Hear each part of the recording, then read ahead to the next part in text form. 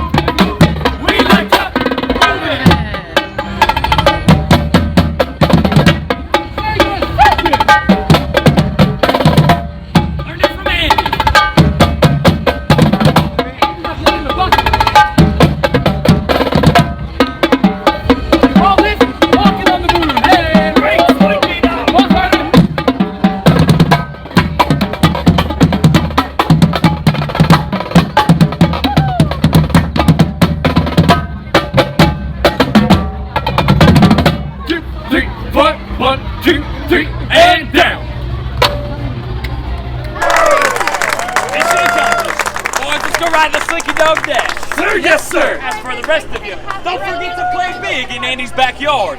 That's an order.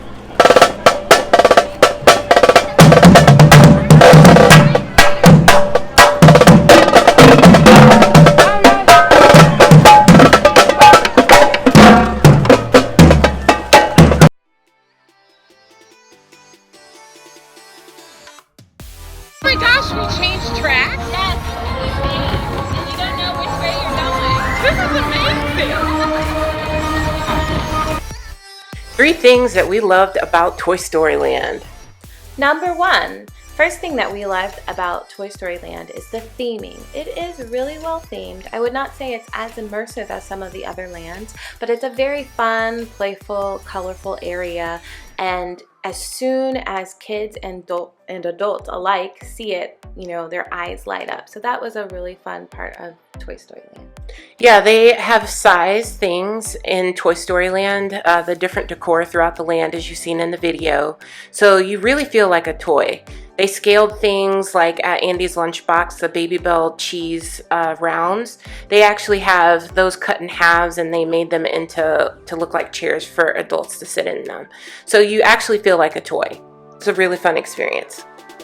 The second thing that we loved about Toystoryland is alien swirling saucers. It actually has a really fun mechanic to the way that the ride spins. You go into it thinking it's going to be your typical theme park spinning ride, and there's an extra surprise of, instead of staying on your large circular track, you actually jump from track to track. You shift from track to track. It's a really fun additional mechanic to the ride that you don't expect. So I love that. It was interactive and they had entertainment throughout the entire land.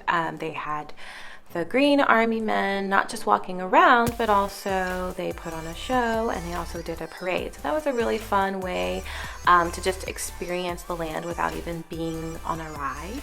That was very fun, and the parades and the shows happen regularly, so there's kind of always some excitement and activity going on, which is really fun.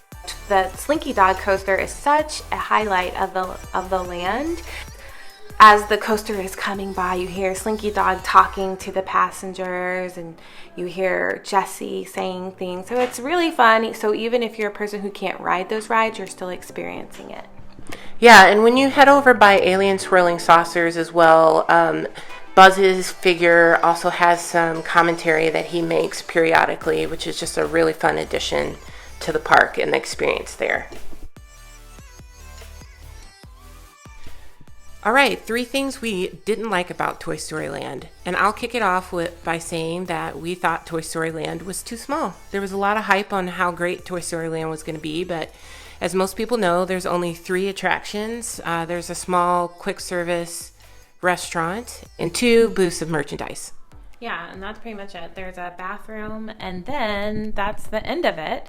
And that brings us to number 2. The second thing that we didn't like about Toy Story Land is that as you walk to the end by alien swirling saucers, lo and behold, is all of the construction for Star Wars Star Galaxy. Wars Galaxy's Edge construction is right there confronting you in your face, and you're almost like shocked out of the wonder of being in Andy's backyard.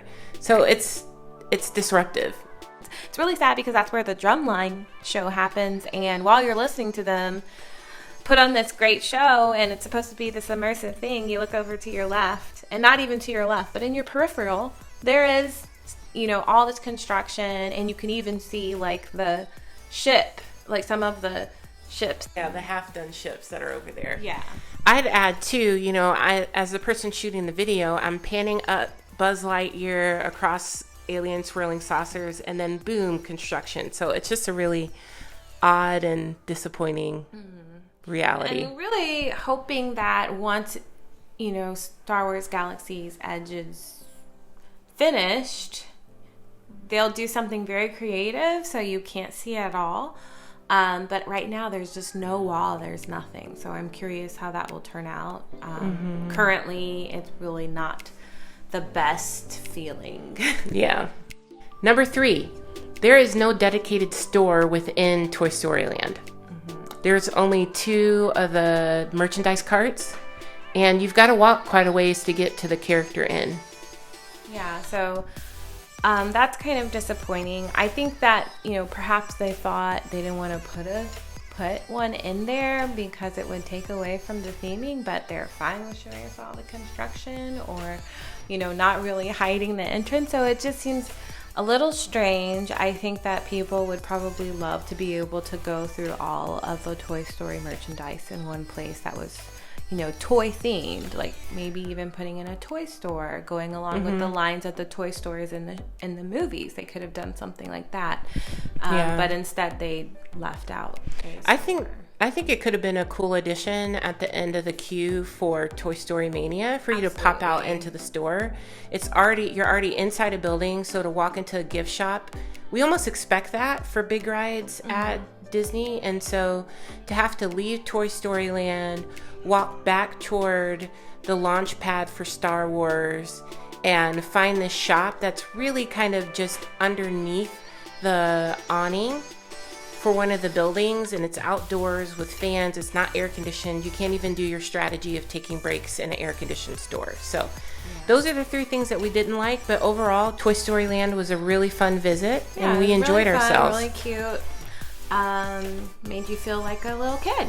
Yeah, it's great. Definitely recommend it. Yeah, definitely recommend it. If you're going to Hollywood Studios, definitely check it out.